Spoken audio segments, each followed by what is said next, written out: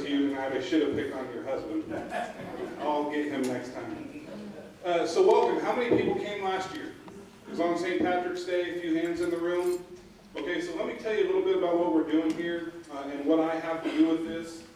So I think most of you are probably aware I was elected as a Douglas County Commissioner.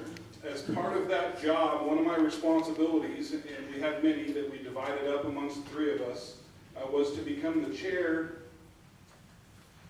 of the Local Public Safety Coordinating Council. So I got to slow down and say that because otherwise I just spit out lipstick and it sounds like lipstick and I mess up. So the Local Public Safety Coordinating Council there's a really long story leading up to what it is and where it came from and all that, and I'll do my very best to shorten that for you. But the bottom line is, the state of Oregon, in its wisdom, and I do mean that literally, not figuratively or sarcastically, but in this case, I mean it literally, came up with a plan to try to save some money, believe it or not, contrary to what governments normally do. And in that plan, they had a House bill that we all called House Bill 3194, and it really became law and is what we refer to today as the Justice Reinvestment Act. Okay? So the Justice Reinvestment Act provides some state dollars to local governments to do some work specifically around trying to reduce the anticipated prison population and prison growth in the state of Oregon. In other words, invest some money locally, find some solutions at the local level, save some money at the state level, and as a result of that law, we're required to have a local public safety coordinating council. You're required to have a county commissioner on that council. Nobody told me that before I ran for commissioner. So in doing that work, you kind of get your feet wet a little at a time and you try to figure out what this is all about and what's my role in this going to be and what is the need. So I spent I'd say the first year really doing a bunch of homework to try to identify who the players are.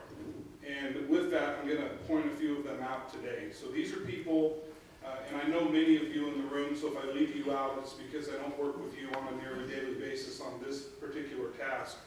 But these are people that I work with in our community and outside our community on a regular basis on this particular issue. So first of all, Melissa McRoby's right here. She's what we call our LIPSIC coordinator. This is some money that we actually got that trickled down from the federal level to provide some help for me to do this work. Because bottom line is, all of these other people that I mentioned on this list tonight all have real jobs. And they have other things to do, and they can't dedicate all of their time to putting together meetings like this. And she's been a real blessing to me to have her. We share her part-time. She works half of her time here and half of her time in Josephine County. And she lives in Josephine County, but I think she likes us more. So, and back here, these folks are doing their best to hide because they're from the state government and they're not here to help tonight. But this is Madeline and Ross. They work for the CJC. They're our contacts for the Justice Reinvestment Grant at the state level. They help us through the grant application process.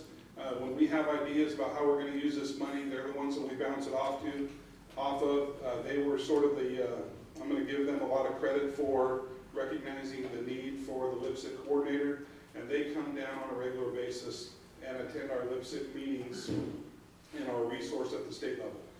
And then there's some other folks in the community who do all sorts of different things.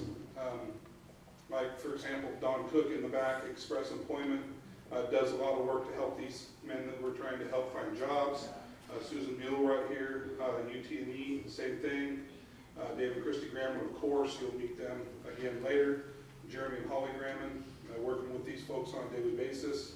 My partner in the law enforcement arena and the prosecution side is our District Attorney, Rick Wiesenberg. Thank you for being here.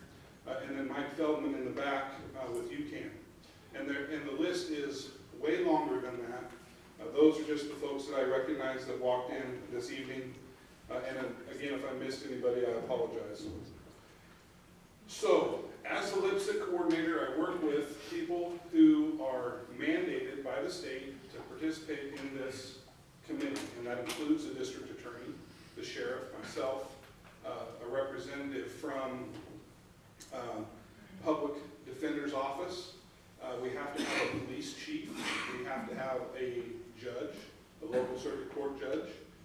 We have to have someone who's a mental health administrator. We are adding a victim's assistant or a victim's assistance associate, someone who works in that arena, and the list goes on. Someone from the state police and so on. And again, I inherited this duty as the commissioner that was assigned to Lipson. So what do? So we go around and try to identify programs and opportunities in our community that are going to be beneficial towards the goal that I mentioned earlier. And fortunately for me, when I took over this responsibility, a whole bunch of that work that needed to be done was already being done. So the first questions that I had to ask myself is, where are the gaps, right? In all the services that we're providing, where are the gaps that exist in that, and what do we need to do to fill them? So one of the things that we identified as a gap, and I think many of you in this room are probably aware, that we have a little housing crisis on our hands. So we recognized that this years ago, specifically related to this work, in finding out that when we had men who were just getting out of jail, maybe they had participated in the RSAT program. RSAT, raise your hand. Right here. Okay? So the RSAT program is a residential substance abuse treatment program that occurs inside the Douglas County Jail. So certain folks who get convicted of certain crimes, where normally they would be sent to prison, get an opportunity to participate in the RSAT program and stay here in the local jail, incarcerated and participate in that program. But what we notice is that folks who are getting out of the state prison, or if they're getting out of the local jail, or maybe they haven't been to jail yet, but they've been to some other treatment program, have a much higher likelihood of success if they can get into a housing environment that removes them from the situation that they were in to begin with. Okay? So that's what got us going here. And I happen to know some folks. Hi, how are you? Good. So you're not, Maureen, you're off the hook.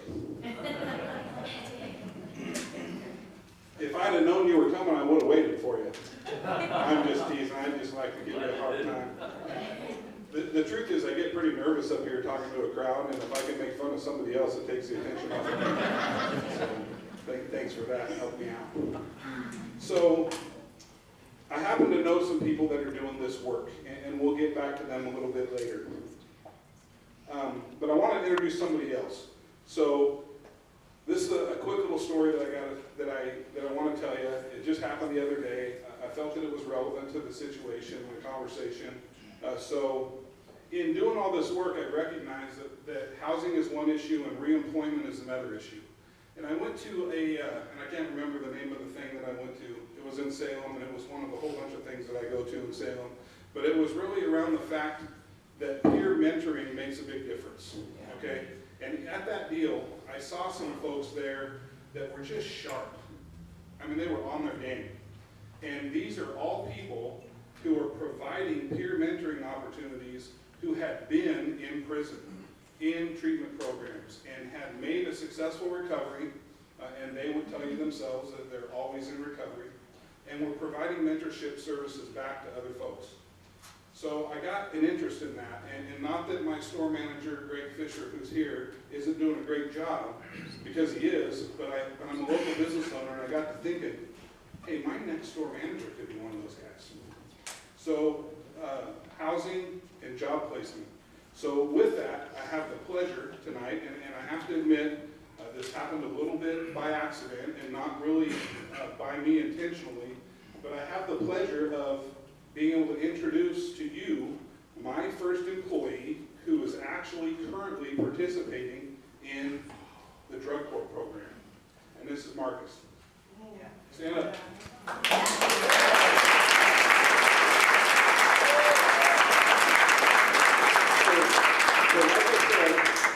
Thanks, Marcus. Like I said, I didn't do that on purpose. So in other words, I didn't go to Greg and say, hey man, I got to hire one of these kids out of the drug court program. But all this stuff comes together for a reason. And what did happen is folks that knew Marcus knew that I was hiring and knew that he needed a job and knew that I would be a willing employer and put it all together. So I got to tell my story about the first time I met Marcus. So some of you folks in the room definitely already know this about me. I'm very OCD, okay? And I'm so OCD that my store manager says that I'm CDO. Because the letters have to be in alphabetical order. Okay? So the other day, and I'm always in a hurry. I always have more to do than I have time for. I run a very tight schedule. If you don't believe me, I'm always double booked. Right now, congratulations, you're all participating in my son's birthday party.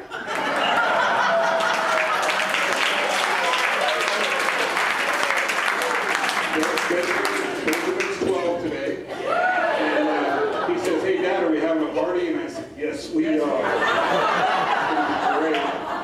It's going to be great. There's going to be more people there than you've ever had at your birthday party before. There's going to be lots of cookies.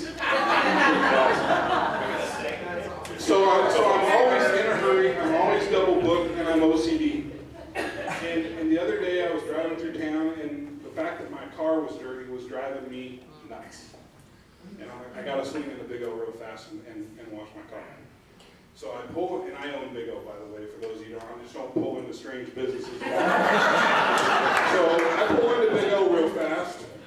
I pull up, back up to the door, I jump out, and I start washing my car. And as always happens, I got a bunch of guys in red shirts run out and they want to help me. And here's this young man, Marcus. This is completely foreign to me over the last 2 years. For the first time ever, I have people working for me that I don't know. And it's difficult for me. But here comes this young man, Marcus, hadn't met him before. He grabs the sponge, or the brush, and goes to town, start washing his car. And my OCD kicks in, because he's missing spots. And it's driving me up the wall, and I can't handle it. And I typically don't respond to those sort of things very well. But in that one instance, and it's probably the only time in my life I've ever done it right, I heard my wife's voice in the back of my head, and I said, maybe the young man's never been trained.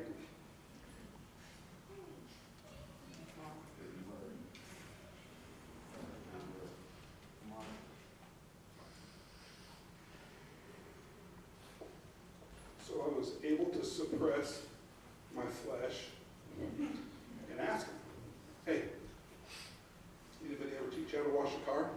No. This kid's got enthusiasm to spare, but no process, right? So he's going crazy washing the car.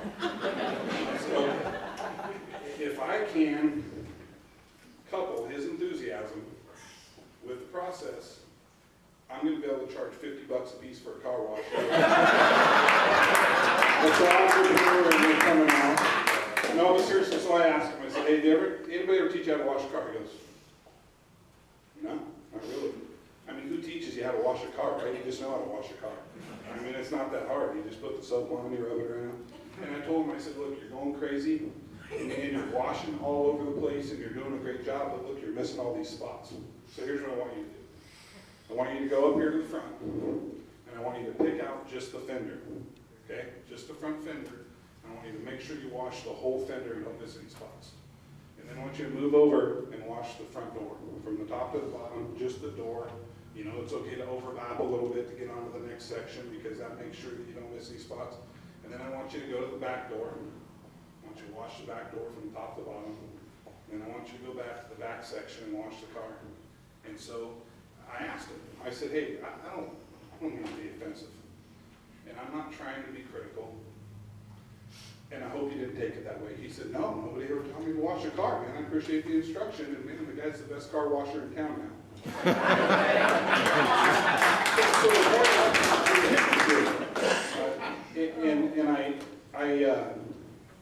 I got to thinking about that and telling Dave and Christy this story the other day in my office, and realizing how that applies to the work that we're doing. And the reason why is because so many of these kids haven't been taught anything. So many of these folks who are out there in the system today never were taught to wash a car. never were taught how to look for a job, never were taught how to be employable, never were taught a skill or a trade or anything, and left to just sort of figure it out on their own. And we got to fix that. We got to provide an opportunity for Marcus to be the best car washer in town, and he is. So with that, I'm going to talk about what we did last year. So we recognized the need. We recognized the need to provide some people with some stable housing that isn't the environment that they came out of. We recognize the need to provide some guys with an opportunity to re-enter the workforce and learn a skill. We recognize an opportunity or a need to provide some peer mentoring. So, and I talked to Kristen tonight. I said, I've changed the name of this thing that we're doing so many times because when I figure out what the next piece of it is, I just add it in. So this is what I have right now. So what we're trying to do is create long-term, faith-based, residential, peer-mentored, intense aftercare facilities. Yeah. Okay? So that's the new name. I haven't come up with the acronym yet.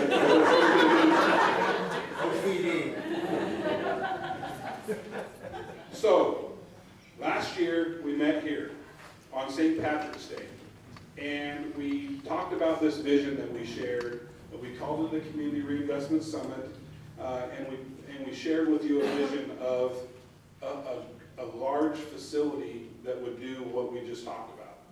And we asked for community partners, people who had a passion for what we're trying to do, people who recognized the need, people who had different resources, whatever they were, to partner in making that happen. And we got a bunch of great feedback.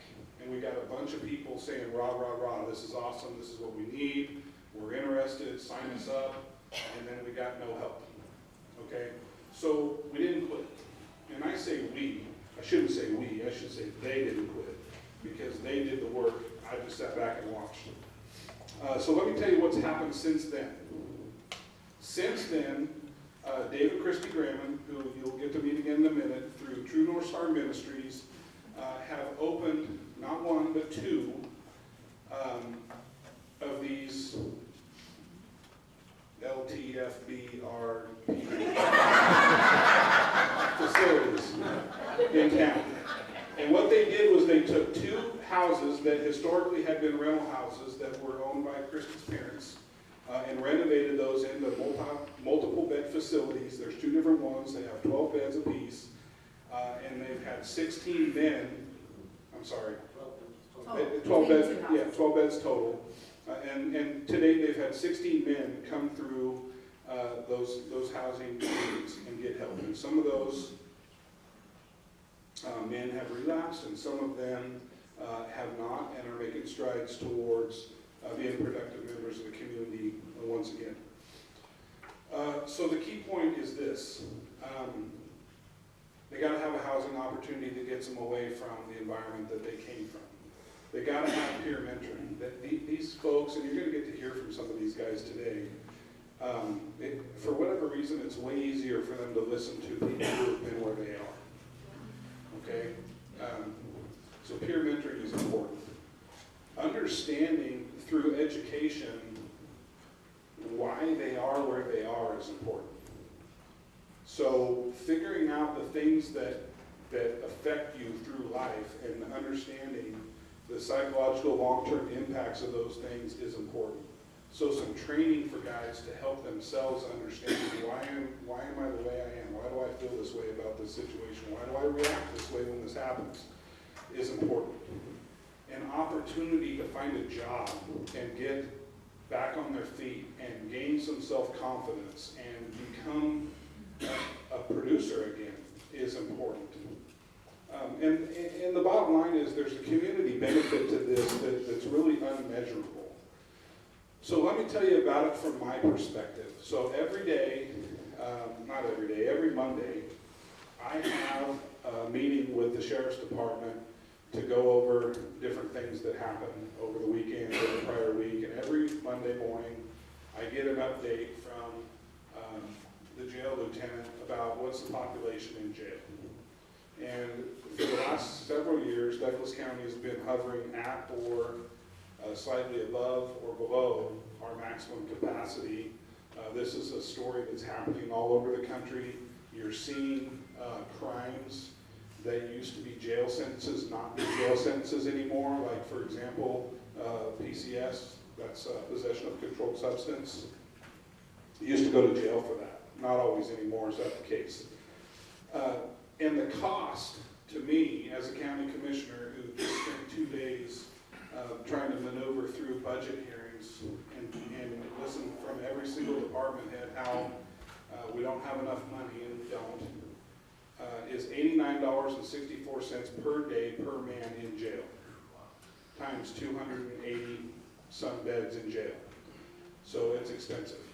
And that doesn't include the cost of law enforcement services to get them there, district attorney's services to prosecute them, none of the work that you guys are doing in this room or that needs to be done. So there's a serious return on investment, and I'm not talking about in literal dollars, but it goes way beyond that, and you can surmise what that would be, right? So take a certain segment of the population who right now is a drain on the system and put them on the other side of the equation where they're now producing and providing for the system. There's a serious benefit. So what's my goal today? So my goal today is to get you up to speed with where we are now. I think I've done that. To let you hear from the folks in the community who are doing this work. And by the way, I left out a couple pretty important details. These folks have virtually no financial support. So they went and created these beds with no financial support from the community really what to speak of other than private donors, people who just support them personally for what they do. They're making it happen. And so my goal here today is to make sure that you're all aware of the need, get you up to speed with what we've done so far, and more importantly, ask for your help. The Douglas County government does not have money to support this effort. The state of Oregon, with their $1.8 billion budget deficit in the coming biennium, doesn't have money to support this effort. The Justice Reinvestment grant that we're using today is not guaranteed for us to have in the future at any certain amount. And all of those dollars that we get right now are currently being used for important programs. Any cut to that program means a reduction in service that we're providing today. We intend to show the state of Oregon that they're getting a return on their investment, that we're using that money here wisely, and we're going to be hopefully at the top of the list, and right now we're not at the top of the list, for results in this program so that we can ensure better chances at future participation. In order to do this work, we need your help. We need local community members to make a commitment. Okay? You're going to have an opportunity to do that later. I'm going to talk about a couple things here, and then I'm going to introduce the Grammans. You all got one of these. If you didn't, there's more on the table. It sort of talks about all the things that I've talked about today and what they're doing. And in there is one of these. And it's in the back. You can take this out. You'll have an opportunity to fill it out later. Tell us what you can do to help. I would highly encourage you to go back and talk to friends and community leaders about what's being done here and encourage them to help. And you can also fill out this sheet, which will keep you in touch with us and get updated on what's happening. Okay, and you get to choose the way that you'd like to be communicated with.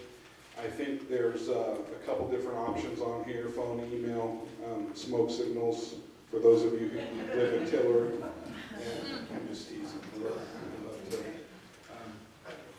So let me get to the next part of the program. I want to introduce Dave and Christy Grammon. Dave and Christy Grammon are collectively known, from my perspective, as True North Star Ministries. They've model a little bit since I first met them, but they've always been in the community doing some good work and trying to help somebody who's in much need. And they're going to share a little bit about what they're doing, and then get to introduce some folks that they're trying to help right now. So Dave and Christy, give them a round of applause.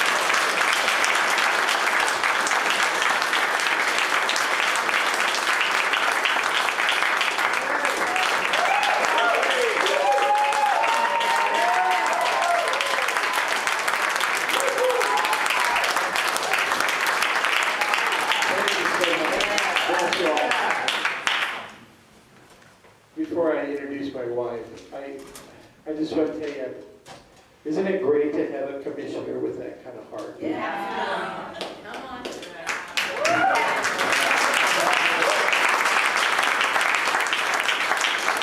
love your heart, Chris.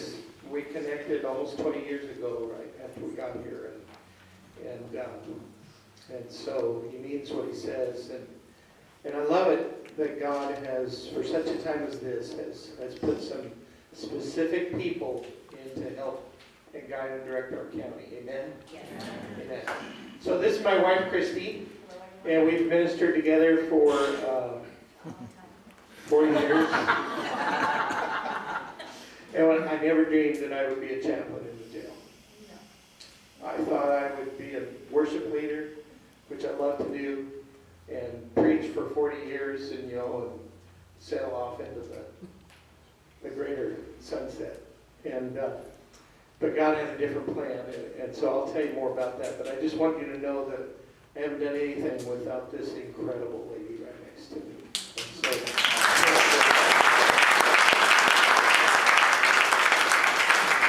I wanted to do that because she had decided she didn't want to share tonight and kind of be my support and maybe help take some answers, because she's quicker on her feet than I am.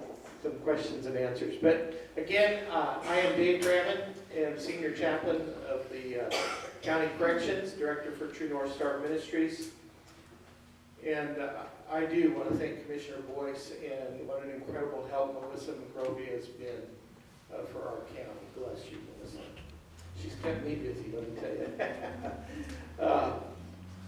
For all their help in making this summit successful, and the entire True North Star team that you're going to meet some key folks here. This goal is to acknowledge the core issues, just like Chris said, facing the community. And really, it's about gaps. It really is. And that's what we've tried to do in responding. The second goal is to remind the community that community is the greatest gift that we have to offer. And I believe the tragedy that happened here really revealed what's underneath our hearts. Amen? As community. It really showed. And you're all here because you care about this community, just like us. And we'd like to show you tonight that you can be a champion with us. Amen? I mean, that's what it's about with community. For positive change, and really rapid change. Because things are happening fast as we launch some of this stuff. There are some community champions that are on the front lines. And Chris mentioned some of them, but these are the people that I get to work with every day. So I just want to mention that. The corrections, RSAD, Drug Court, ADAPT, UCAN, DHS, HUD Housing, Neighborhoods Housing, St. Vincent de Paul, the faith community, and all of these agencies and organizations have allowed us to partner with them in working for men in recovery. And so I just want to thank them for that. Because that's huge.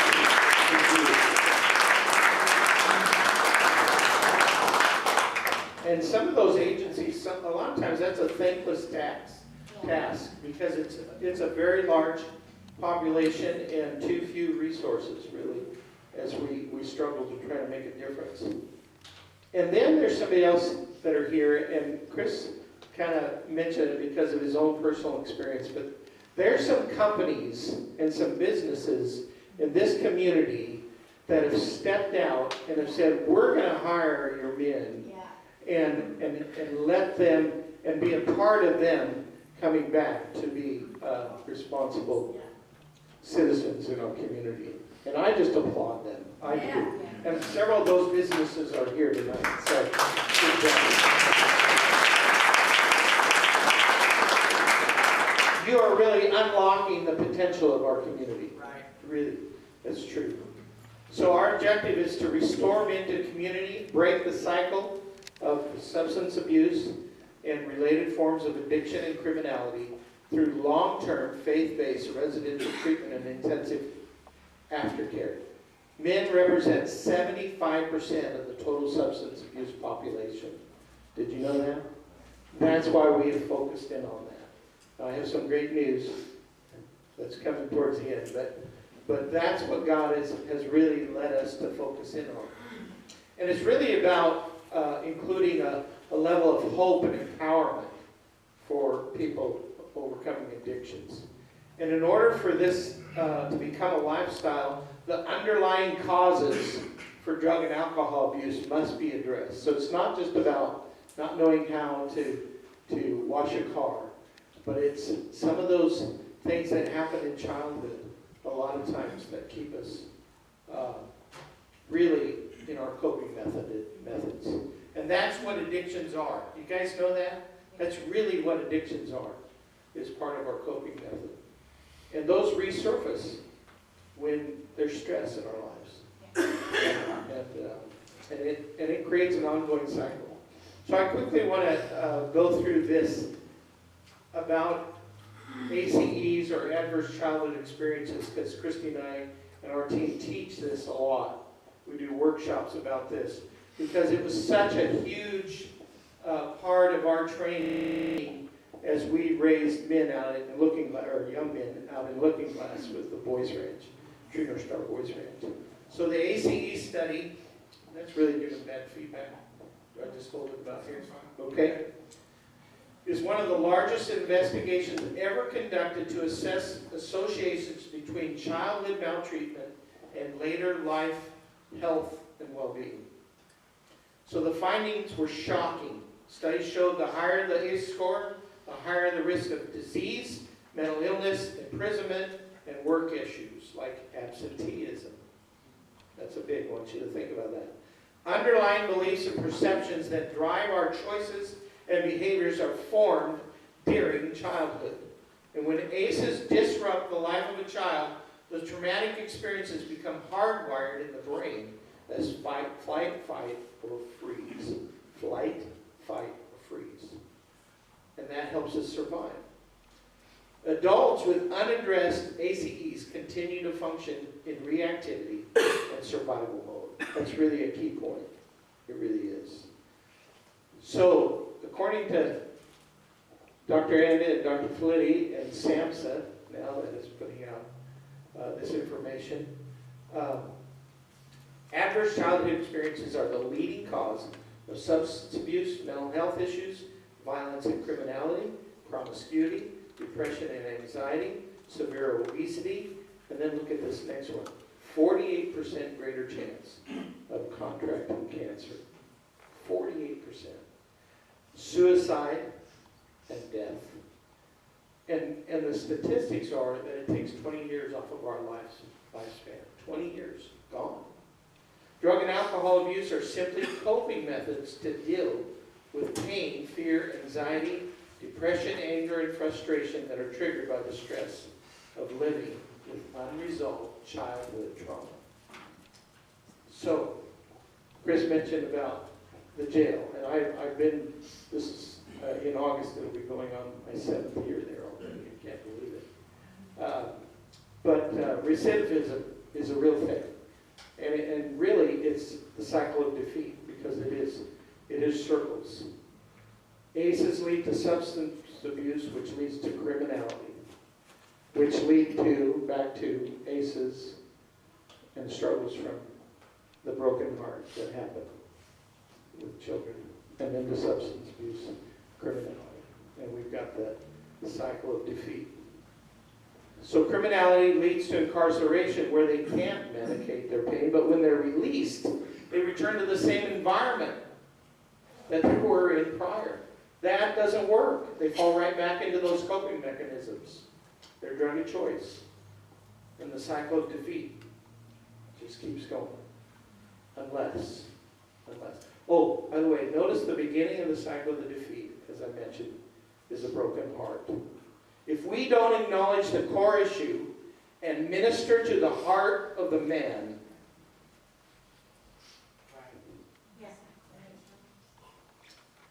we won't be able to help break that cycle. That is so true. Recidivism is really the result of dealing only with the negative behaviors of a broken heart. In and out of treatment, in and out of jail, in and out of prison, because we go back to what we know. Accountability, consequences, cause and effect are critical to breaking the cycle of defeat. Criminal justice system is functioning to keep us safe. Part of LIPSIC. Safe from criminal behaviors. But there are dramatic gaps in our response to substance abuse. And True North Star Ministries is proposing long-term, faith-based, trauma-informed, intensive aftercare program. That is long, Chris. To fill the significant gaps in addressing core issues. So, what do we do about it? In order for them to stay clean, they must be given the opportunity to improve their lives in immediate and tangible ways. We submit that ongoing relational mentoring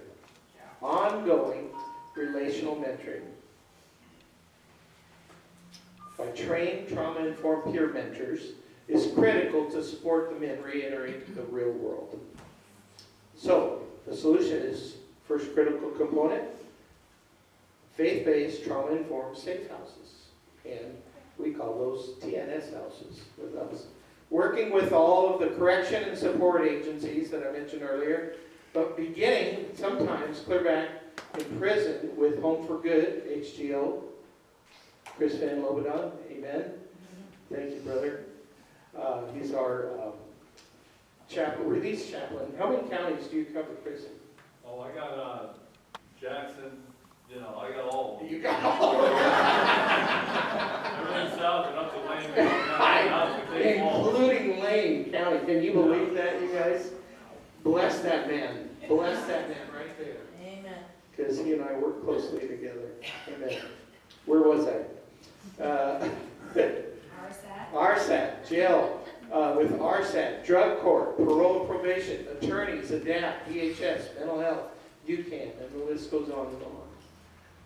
So, True North trauma-informed houses include accountability, random drug testing, we do 12-panel, breathalyzers, personal development plan tailored to the individual, private space, this is really important, tailored to the individual with their own four walls, with a door. Re-entry support, clothes, food stamps, birth certificates, ID, resumes, and that's a huge need as people are restarting. Peer mentoring and accountability, positive peer pressure, help with transportation, because most of them don't have driver's licenses. They're kind of starting over in that process. The second critical component is trauma-informed mentoring. 24/7 mentor support, senior mentor support, Christy had me put down. Right now, that's me and my son, Jeremy Graham. And I get to minister with my kids. And what an incredible gift that is. So, would you just bless Jeremy and Holly for the work that they do?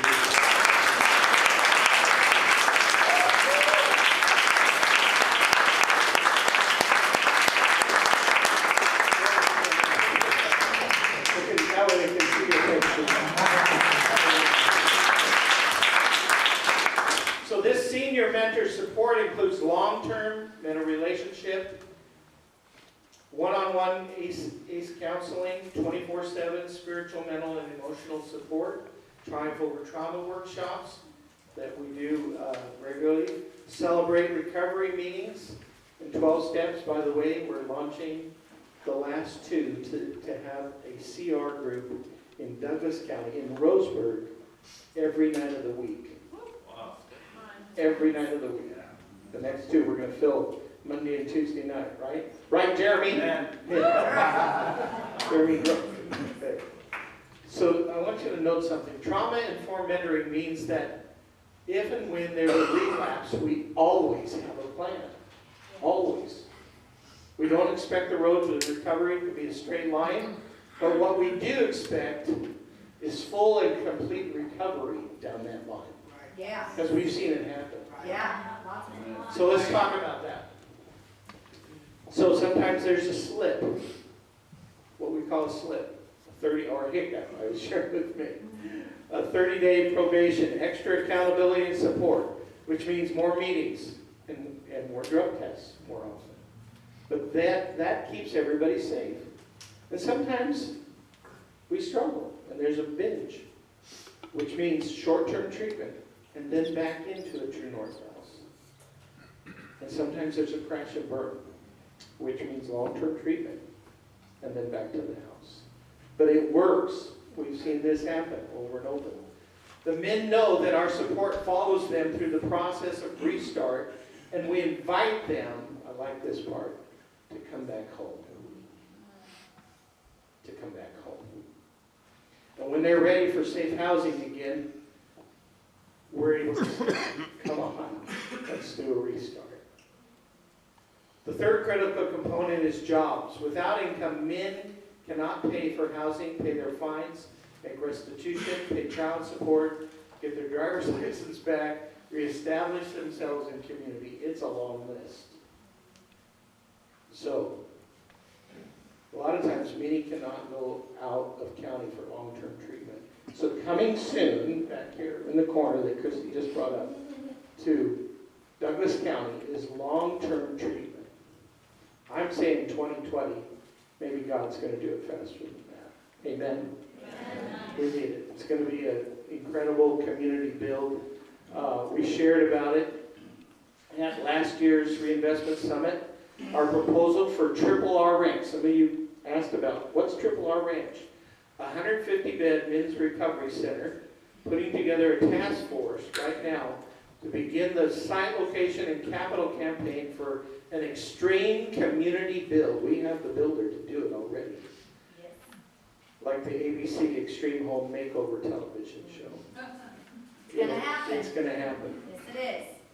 So these components lead to permanent and complete restoration to community. And that's important. We've been implementing these steps at different levels for over 20 years. And we have documented case studies that show what works and what doesn't. And it's an ongoing process. We're learning new things every day, and we're committed to only doing what works. And this works. This works. TNS is addressing the gaps in our current process that result in recidivism by implementing what we call intensive aftercare, where trauma-informed mentors are utilizing the most current research in brain science and trauma-informed care to bring it together. So, I want to just take you on a short, there it is, intensive aftercare on top. Let's do a short tour of our homes. This is Munson House. True North Star houses communicate and demonstrate the worth of the men that we serve by providing a gold standard of safe housing. Clean, updated, new furnishings, bedding, appliances, and personal space. So, Munson House has housing for 8, so there's you're already past me. We're already to Stone Avenue. All right.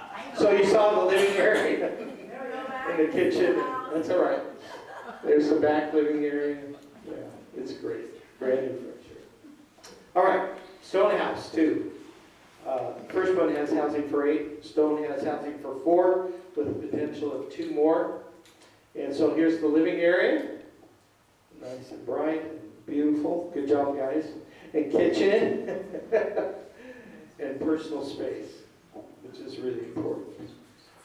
Nice stuff, right? So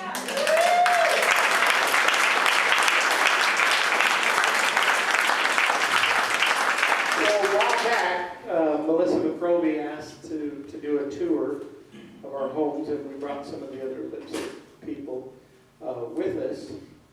And she took this photo of these men who were with me that day, all smiley faces, and really, 3 of these men went with us to Salem to testify at a recent state Senate subcommittee on justice reinvestment, as well as the Association of Oregon Counties, and they did a great job. They did a fantastic job sharing our model. And so I think it's time to hear some testimonies from these guys, because I am so proud of them. So guys that are prepared to share, why don't you come on up, and the ones that are waiting to share can sit over here by Jeremy Collins. Come on up. And Chris said, I'll let you tell where you came from today. All right? That's what he said. He said, I want to be first. All right. Well, I was really embarrassed because I'm wearing my river clothes. I just had a family day at the river, so it's just, straight for the river, straight here with the kids, so, yeah. So introduce yourself. So I'm Chris Brady. I'm a, kind of like, I guess, a graduate, I guess you'd say. I didn't complete a full term of the program at the True North Star Ministry House, but I have completed requests, and Jeremy and Holly are kind of mentoring me and my fiance and pre-marriage counseling and stuff. So Chris Boyce and Dave have both spoke about many different things, potentials. The program has led me, I'm an ex-drug addict, sober in the community, and then, totally transformed by the power of Jesus Christ. This is all about, in my words, it's all about God. It's all about Jesus. I don't know if there's some of you aren't believers or are in this room. That's what works for me. That's what works with this program. This is what this is all. It's all about. It's all faith-based. So if you can do anything, I would suggest is just to get involved in some way. They're not asking for money. Get involved with your time. Get involved in mentoring. I'm working my way to be a mentor. Christy and Jeremy then are working me to be a mentor. So I looked at the house for a brief period, and now I have my own place with my fiance. I just had a recent baby. Maria White is here. She actually, through St. Vincent de Paul, has helped me get my license back and helped me get some rent. And then Grandma's been great. They gave me a living place. I used to live with Dustin and Josh for a little bit.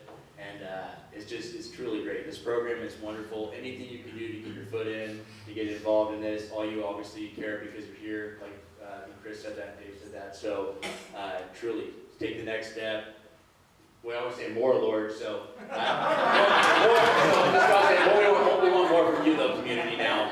And the Lord is done and blessed all of us. Let's get back to the Lord. Let's get back to the community, and the Lord will pour blessings out on this community. And I just thank the grandmas and what they're doing in my life, and it's continuing to change. And I'm just a totally, radically transformed man now. So, yeah. Good work.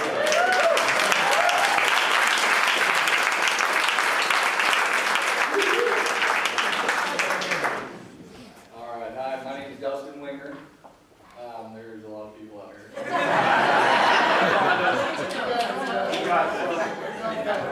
I did write a little something here. I did come prepared, but so Close up to your window, sorry. Ice cream cone. well, but so all of us have our own experiences, and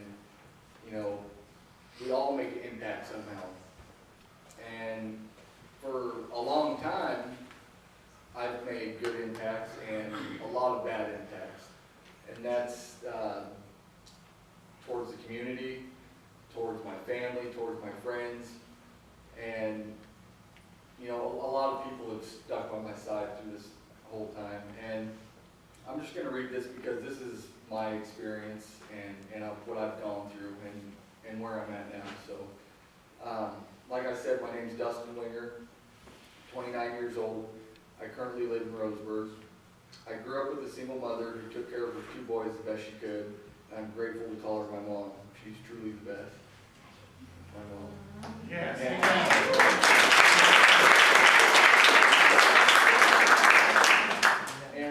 And the reason I say, or threw that in there, is because I grew up without a father figure. And I think that's, a real powerful program of having another man there to, you know, show me what to do, show me that, you know, this is a better way to do things, or just treat people with respect and different things. But so anyways, I've been battling addiction from drugs and alcohol for the past 13 years. I've been in and out of 5 inpatient treatment centers, all the way from Texas to Southern California and here in Oregon. I've been through 3 outpatient treatment centers. I've been in and out of jail I don't know how many times. I've lost count. I've been on probation for the 2nd time. I'm currently on a 104-month suspended sentence. And that means if I mess up, then I'll go do 8.5 years in prison. I'm currently in the HOPE program, also known as drug court, for the 2nd time. I've got to experience lives ruined and deaths of close friends. And although I've never gotten in trouble for the drugs, I've always gotten in trouble for the things I do to supply the drug habit. All the criminality, the manipulation that comes with addiction, the lie, cheat, steal. I've done a lot of things that I regret and I'm not proud of. Those morals and values that we learn about from our parents and other people growing up, the things that we're supposed to carry with us when we grow older, love, manners, and respect. It's like they didn't even exist when in my addiction. And it's sad because I'm a good person. I just made horrible decisions when under the influence of drugs and alcohol. And I'm telling you these things because I want you to know how bad it was for me. The insanity that I put myself and others through. All the things are a part of my life story, and it's gotten me to where I'm at today. By the grace of God and some people that still believe in me, I got to enter a program called RSAT. That's the Residential Substance Abuse Treatment with Miss May. It's 4 months in the it's 4 months of inpatient treatment in the Douglas County Jail. And it was time to make a decision to turn my life around and succeed before I would serve that 104-month suspended sentence. I don't know about you, but that's a long time. I say by the grace of God because I've been given a God shot. I should have went to prison the last time, according to the state of Oregon, for the things I've done, but I did get another chance. While I was in jail, Pastor Dave Graham came to visit me. He asked me if I believe in God and want a better life. He told me about how God loves me and has a plan for me. He told me that they have a transitional faith-based sober living mentor program.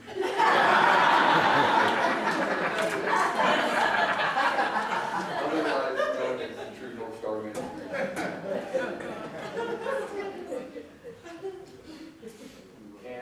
And that I could move in if I was serious and wanted something different, something better out of life. And at first I didn't know if I wanted to, but I asked myself, what do I have to lose? My way clearly doesn't work, so I said yes. And I'd have to say that my life has been truly blessed. God is good. I've been in the True North Star Ministries program for about 4 months now. And the quality of life I have today in a short period of time is as best it's ever been in the last 13 years without pain and suffering. I feel like I have purpose and have a new spirit about me. I get to watch and learn from my mentor, Jeremy Graham. He is a godly man. And you might not even know it, but he teaches me how to be a better man and treat people with dignity and respect they deserve. From watching and learning from him and his family and trusting God with my heart, I've learned a new set of morals and values. I have meaningful relationships. I'm finally happy in my own skin without the use of chemicals. I've come closer to God. People trust me, and they know I'm not lying to them. I'm going on, it says 7 months, but I'm going on 9 months clean.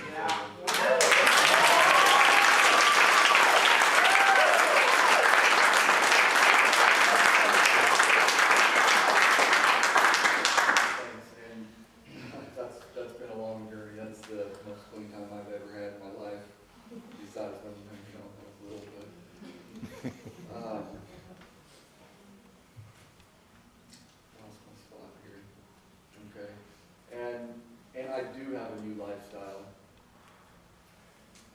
becoming clean and sober and wanting to stay clean and sober, it's all about a lifestyle change. And that's what this program has done for me. It's changed everything about me that I used to do to what I do now.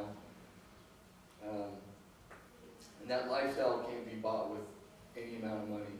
You just have to experience it.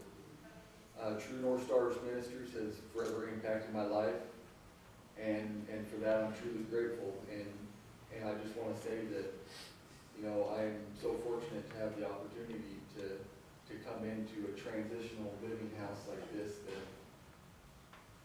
that puts their, that, you know, they went out on a limb to let me move into somewhere like that and trust me, and it's crazy. Like I said, the quality of life I have now is great, and thank you for listening.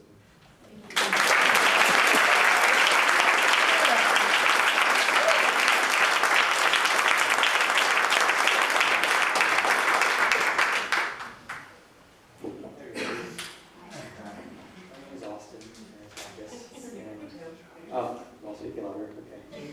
I had the honor of coming into the Grandma's home. I met them when I was volunteering for the Dream Center, and I didn't have a job at the time. I'd been set on fire for Jesus when I'd been set free from pornography and other addictions, drugs, things that just consumed my life.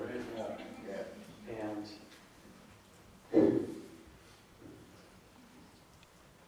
the walk has been up and down through my past and realizing the roots of my addictions and what I clinged to for life. And I was staying in their house and I was trying to lead by example. And I let drugs back into my life because of physical pain. I have something called spina bifida and a rib that's out of place in my back, and my spine is completely deformed. And it was almost paralyzing to continue to try and function in life and go to work and wake up in the morning and take 2 hot baths. And it was only by the grace of God that I was able to deal with that pain. But then I decided to use again, and I instantly fell into my own pattern, and it came back like 7 times worse. And I went out and I stole from people's moving cars all over Roseburg, something I'd done when I was a teenager. And now I have a court date coming up here in June. And I was so ashamed of falling back again, and I thought I could not come back. God let me go for a purpose so that He could bring me back and to help other men that are in that place. And it is all interconnected. And God is showing me things about this region and this land and what He wants to do. And He's showing all of you as well. And words cannot express how good it is to be free. And knowing the truth and submitting to it. And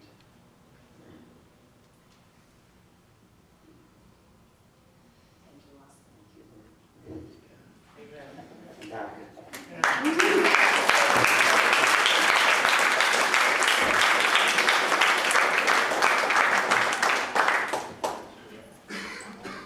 Hey, Josh. Hey, Josh. I'm Josh Pugh, and I'm 25 years old. I have absolutely nothing prepared, but you know, I was going to help you.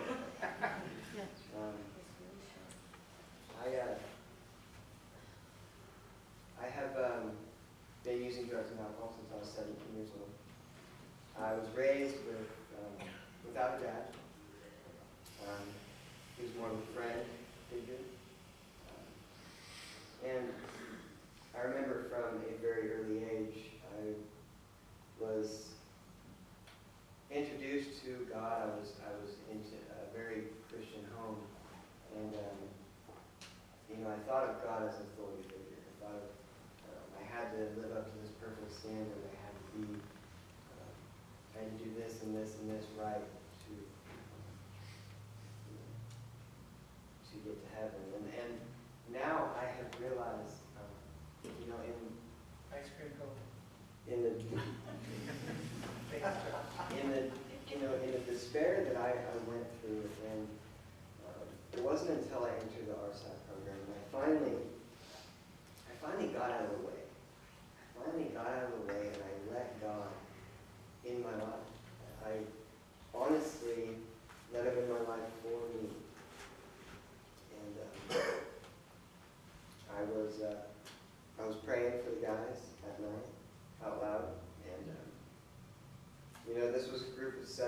realized that, we didn't know each other at all, and, I am so blessed to be able to say that I was in that program with those guys, and me. God had a plan, God had a purpose, and, I actually sent in a kite, is what you call it, to see Dave, and I sent it in like 3 months, like I forgot about it. I didn't even know. I entered the RSAT program, and finally, I'm coming closer to God, and I'm praying at night, and we're doing this, studies, and we're doing all this, and all of a sudden, Dave comes and visits me out of the blue. I didn't even know, and it changed everything. From that moment, I knew exactly what I needed to do, and that was to wake up each morning and love Jesus with all my heart, mind, and soul. So, thank you, Jerry. You are amazing. Growing up without that father figure, I have never honestly been able to trust somebody as much as you. And I'm able to speak and be honest, and it feels so good. Finally, I'm at a point in my life since I've been out of RSAT. I have a job. I have a roof over my head.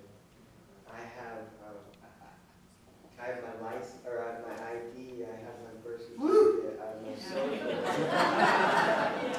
I am paying bills.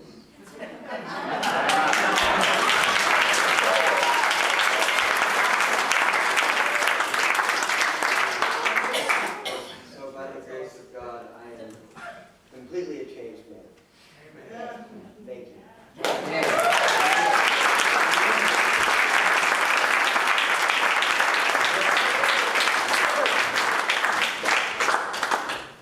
My name is Daniel Kohler. I am now a retired outlaw.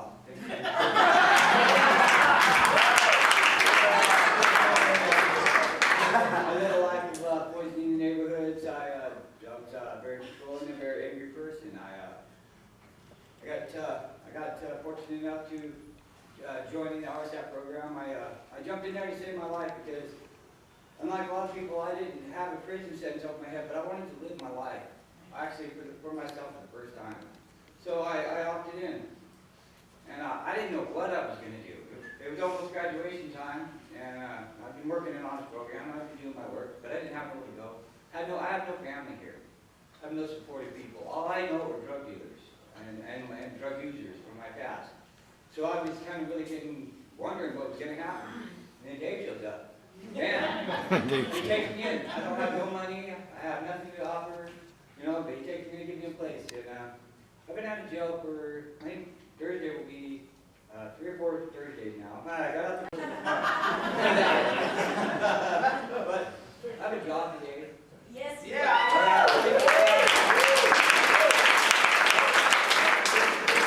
have all these things that I couldn't accomplish since I got out of prison in 2011. All I could accomplish then was to be wrecking my life. But since I come into this world, these people hand me hope by the handfuls. They are a loving family. They're truly blessed. And they just give it to you and keep giving it to you. And they make it easy for you to accept because they don't look down their nose at you.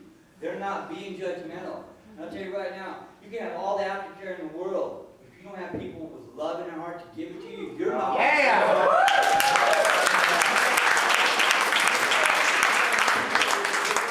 Supportive and help you and love you and treat you like you matter so you can accept their help and stay straight.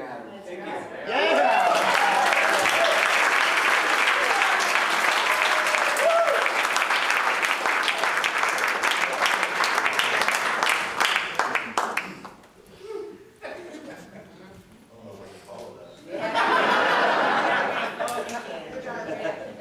I'm Jared Petrolinger, and I don't live in one of the true North Star Ministry houses. even seen me when I was in jail, and I thought this guy's a little crazy. Honestly. And so what happened for me though is that I went to celebrate recovery on Wednesday night. It was okay, and I went Thursday night, and I believe that Jeremy Graham was I walked in and he was playing a song, and that song stuck with me since. And I didn't know what I was getting into tonight. Christy told me that, or asked me to come, and when Christy asked me to do something or tells me to go somewhere, I do. She's never led me astray. I also was in RSAT, and it amazes me that all but one of the guys I was in RSAT with is here tonight.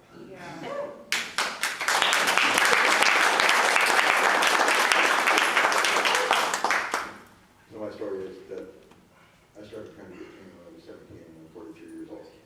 At 27, I stopped using drugs and I got clean for 10 years. And I went back out. In that time I worked for ADAPT. I was supposed to be a drug counselor. And I did a little bit of step work, and what I never had was an honest relationship with God. You know, and I also have a job today. It's the first job that I've had in about 10 years.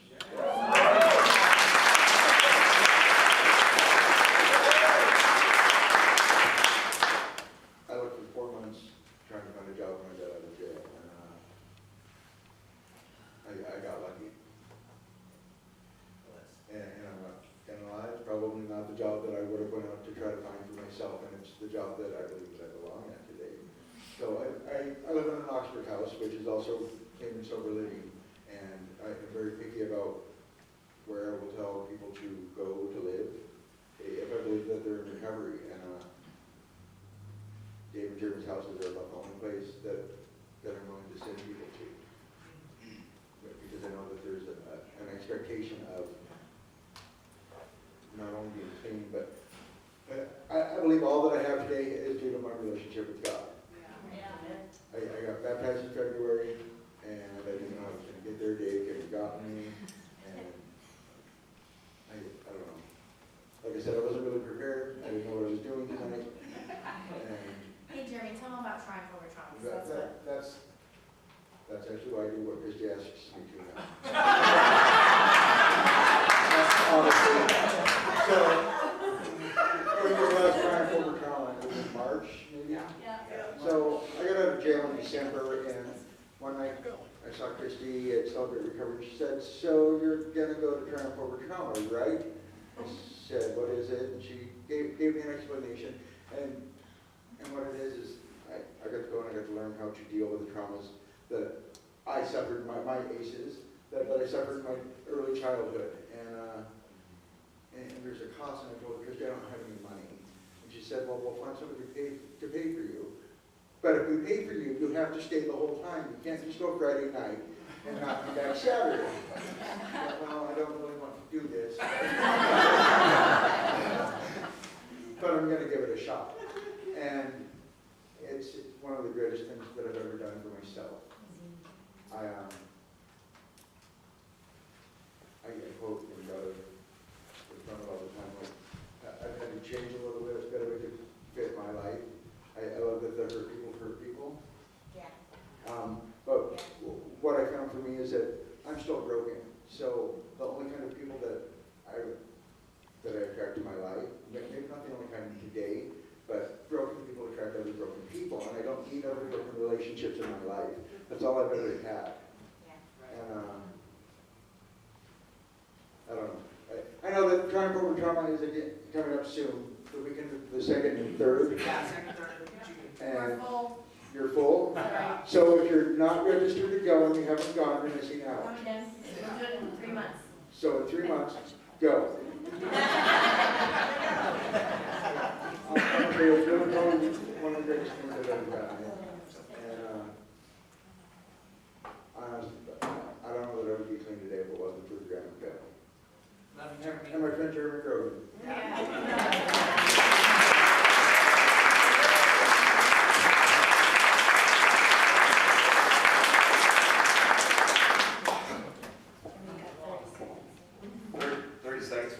Yeah, really short.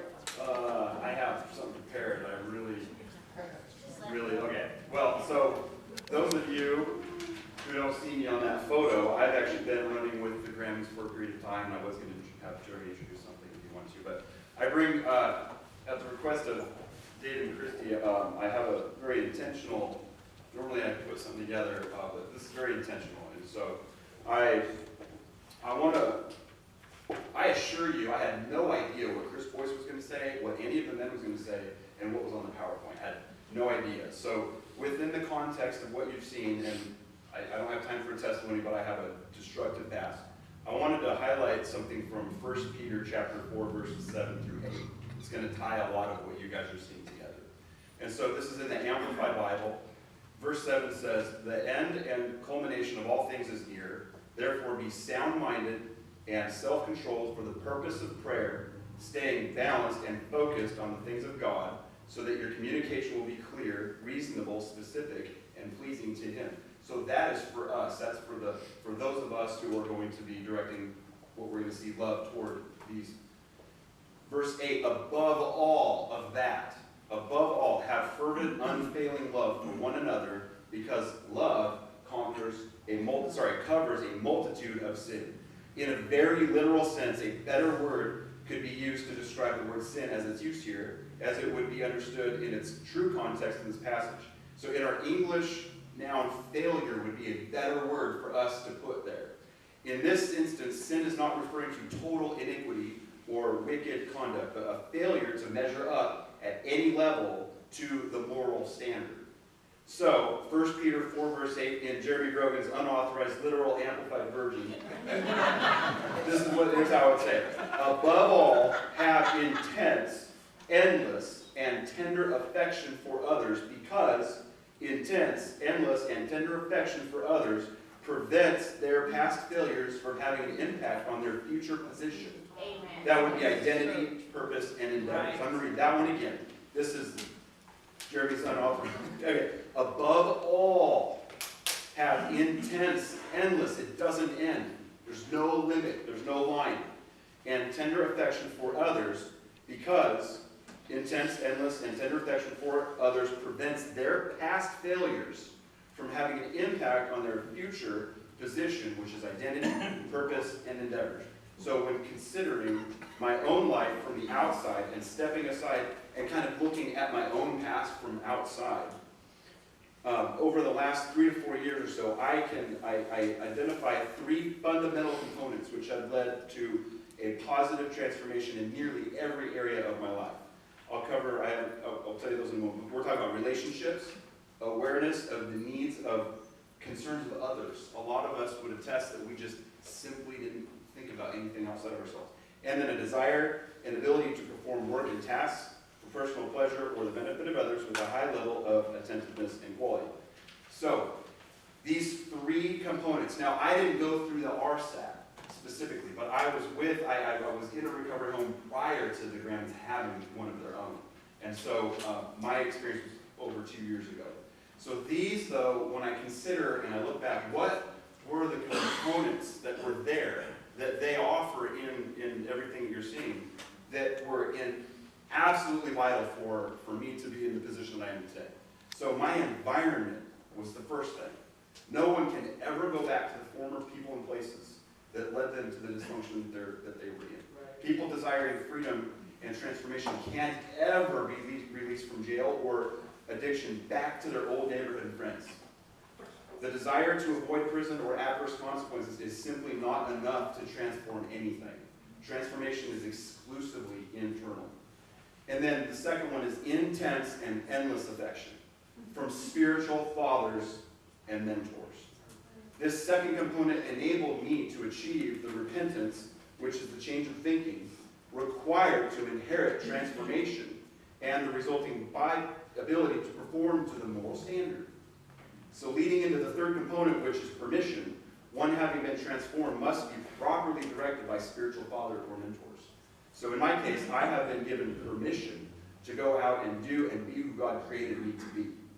And regardless of whether anyone is unaware or agrees or disagrees with this next statement, men have an inherent need to be acknowledged by a father, and if they are ever going to be effective members of society, must be given permission to be who they were designed and purposed to be.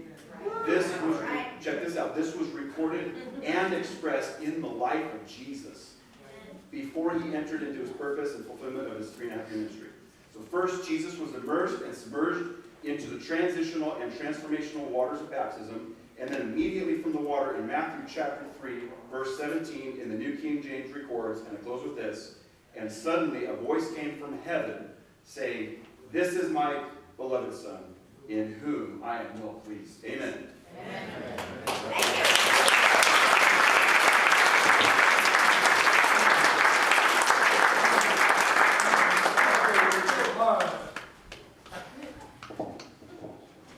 My name's Raymond Atkinson. I didn't even know what was going on. They just asked me to show up. But, you know, hearing this, I came to Roseburg like almost 2 years ago. And I was about 30 days clean and sober, and my wife's like, "You gotta meet these people." I go to the Celebrate Recovery, right? And I see all these guys holding hands. I had no faith at the time. I did not believe in Jesus. I was just trying to find my own. And then I met Jeremy Graham, and I just got to see the work that they were doing in my wife's life. Like I came there, my wife and me were like, our marriage was on the brink, like really bad. I mean, it was sick. My child was in CPS custody when I got here. I was on probation. I was going to jail probably. I got like 14 mug shots, and like last 7 were like 1 year, But, I came here and they showed me acceptance. They showed me who my higher power was, I'm involved in AA too, and I know this is about housing, right?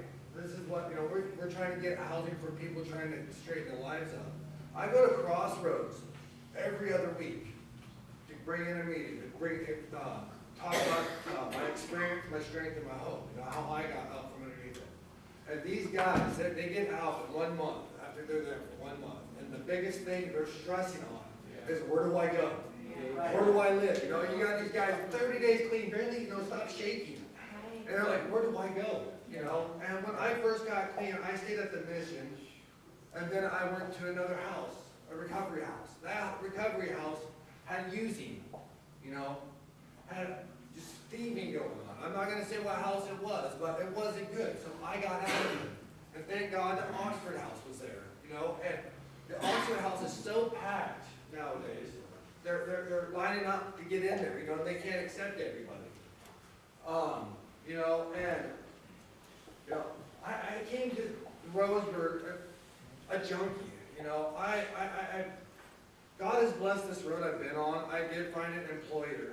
I met Kelly Guido and he hired me. He's hired a couple other people who are in recovery. I am public. I am a productive member of society.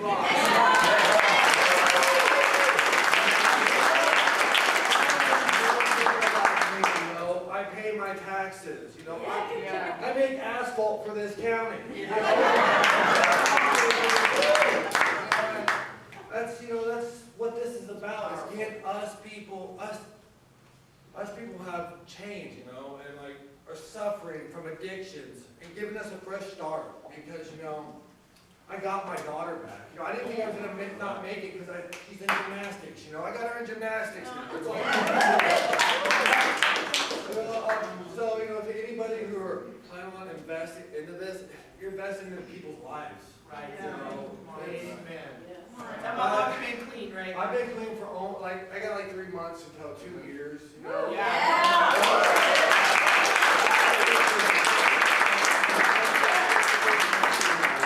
on. Amen. Right.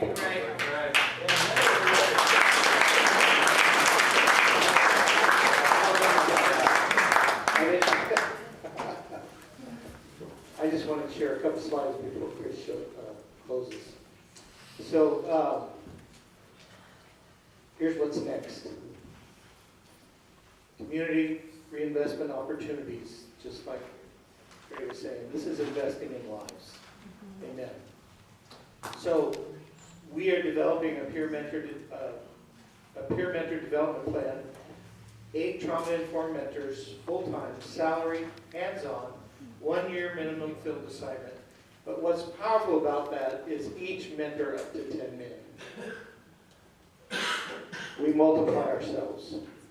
We are duplicating ourselves into this community. Right. So trauma-informed mentoring, 8 full-time trauma-informed mentors will support 80 men in intensive aftercare. That's powerful. We're going to be seeking state certification for our trauma-informed mentor development training this year. Where's Steve? Amen. We're hopeful that it will be offered in partnership with Umpqua Training and Employment. Yeah. Susan, amen. Thanks, Susan.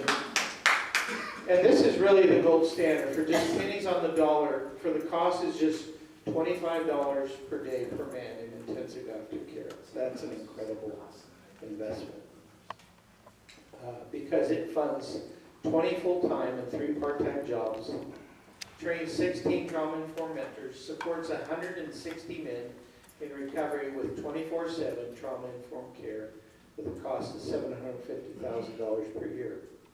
But that cost supports 160 men in recovery over 24 months' work to be just $25 a day per man in recovery. And there are more community reinvestment options we're pursuing. More men's houses. Currently, we're renting the houses. Our goal is to purchase houses that we can renovate and customize to better meet the space and configuration challenges for 6 to 8 occupants per house. And once furnished, these houses are self-sustaining. It works. It works. And this model can easily be reproduced. We're ready to train women mentors to provide intensive aftercare for women. We're currently mentoring over 20, yeah, there you go.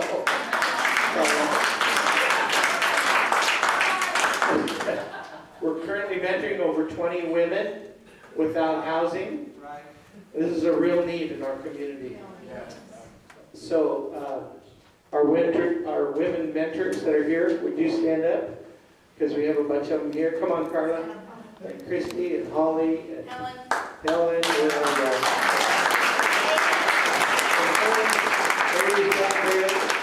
And Andrea over here on the right. So, and they need help. And I mean that in the right way, all right? So if you're interested in training to become a True North Star intensive aftercare mentor, let us know. So here's, in summary, I just want to summarize.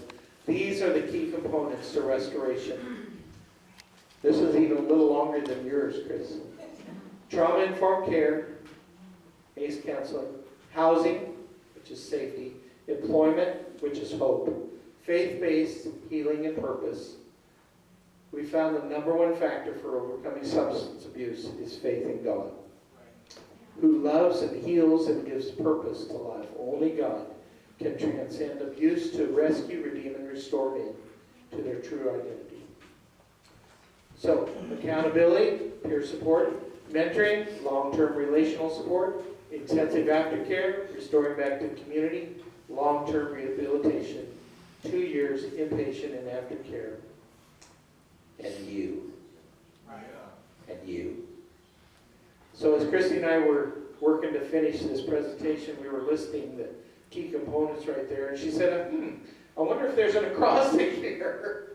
And the list was in random order, so I told her, let's just take the first letter and each component, see what we can come up with.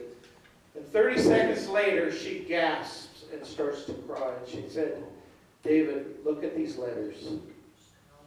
Can you see what they spell? And here's what we saw. The family. Imagine with me what would happen if we begin to view the men and women in our community, in our prisons, in our jails, in our treatment facilities as who they really are. Survivors of childhood trauma and abuse. And we would no longer ask, what's wrong with you? But we would ask, what happened to you? We could no longer allow our most valuable community resource our sons, our grandsons, our nephews, our brothers, our fathers, our neighbors, our co-workers, our wives, our women, our children, to be reduced to a substance abuse or crime rate statistic. So what happens if we partner together in this? We believe that investing in the lives of men, thank you, Ray, and in the families, working hand in hand, remember the last Y stands for you. We will turn our community around. Thank you very much.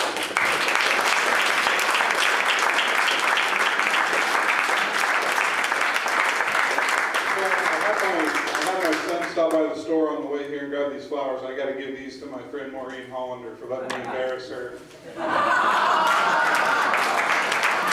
She didn't really let me do. She walked in. I sort of took advantage of her, and I'm grateful for her spirit in that, so thank you. So I learned a few things tonight. So I've been a county commissioner now for 128 Thursdays.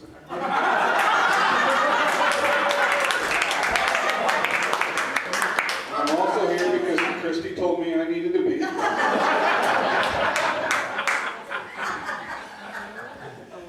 In those 128 Thursdays, one of my other assignments as a commissioner is to work on economic development. And I've had the privilege to make opening remarks at what's called the, what is it called? I don't know. It's a thing where all the cities, chambers of commerces get together every year, the Chambers of Cities Summit. And I got to make opening remarks at that for the third year in a row. And the question that I asked at that this year is, what are we doing here? And what I meant by that was we spent the last 12 or 15 years trying to create jobs in Douglas County, and we still got all these people out trying to do that work. And the reality of it is, right now in Douglas County, we've got more jobs than we got people to fill them. We have a workforce problem now, and we've got to provide technical training for our workforce and provide skilled workers to get back into and fill those positions in the workforce. And I don't know if you guys noticed or not, but that's what's happening here. So we're growing some of our own skilled workforce right here in Douglas County with these guys right here. So it's the reason I mention that is because Dave mentioned sort of at the end there the $750,000 need to help all those folks.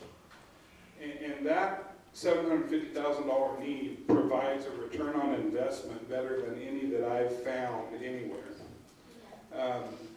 I'm guessing that it translates into about $9 million a year worth of economic benefit back into our community. Right. And we talked about $80-some a day to put folks in jail versus $25 a day to get them into a place where they help us turn that $750,000 into that $9 million. It's a pretty great investment. So here's the ask. Okay, at the end there's always an ask. These folks need some help. Okay, they have some specific needs, and there's a list over here on the table. And if you were to walk by and look, you would see they need some bicycles for guys to ride to get to their jobs. They need a 15-passenger van. They need cash donations. They need long-term support. They need people who are willing to help any way that they can. They need tools and lawn maintenance tools and things like that. But here's my plea to you, and I absolutely do not mean this disrespectfully at all. Please don't give them your junk. Give them the best stuff, okay?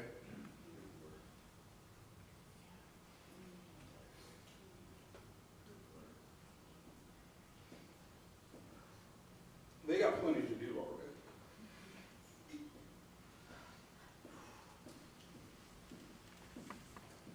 Let's not pile on the burden. Let's help, okay? So get around, take a minute, fill out your card.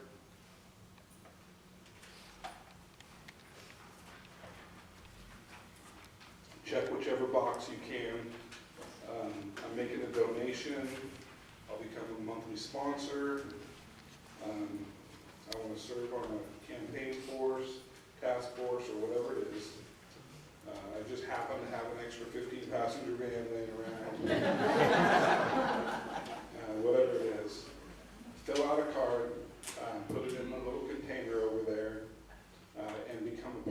this mission. Thank you very much. Thank you.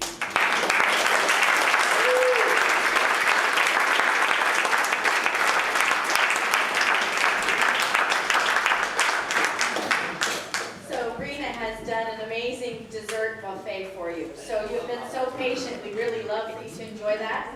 And you can put your name and contact information on the scrap of paper if you're interested in any of those categories, and we have a secure place for you to do a cash donation if you like. That's the birthday party part. Yeah!